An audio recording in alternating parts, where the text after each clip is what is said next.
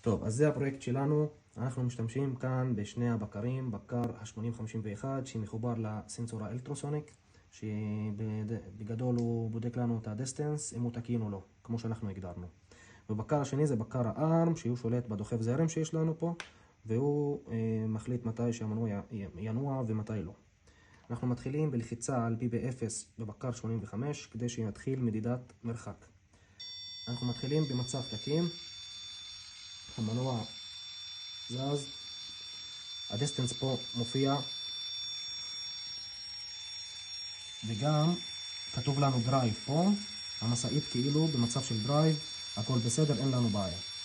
ברגע שאנחנו מתרחקים מדיסטנס 10, המהירות מתחילה לרדת במנוע, ואות הזמזם שמייצג לנו את ה-BWM גם מתחיל לרדת לאט לאט, ועל בקר הארם כתוב לנו slow, והמהירות שמוצגת מתחילה לרדת. אם אנחנו חוזרים למצב תקין, המצב יחזור למצב תקין. הזמזם הזה מציג מצב תקין, כתוב לי דרייב, כתוב לי 25 שזה המהירות של המשאית, והדיסטנס תקין פחות מ-10.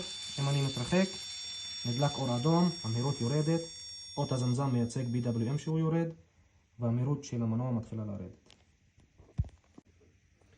בסרטון הזה נראה לכם בדיוק איך התא של המנוע במצב לא תקין, איך המשאית מתחילה להאט את המהירות לאט לאט, במהירות יותר גדולה מ-25 שהגדרנו בהתחלה. עכשיו הגדרנו מהירות 55, וזה די ברור איך המשאית מתחילה להוריד את המהירות שלה לאט לאט. עכשיו זה מצב תקין. עכשיו זה מצב תקין נחשב, ועכשיו זה לא. המהירות מתחילה לרדת לאט לאט עד שהמנוע עוצר. תודה.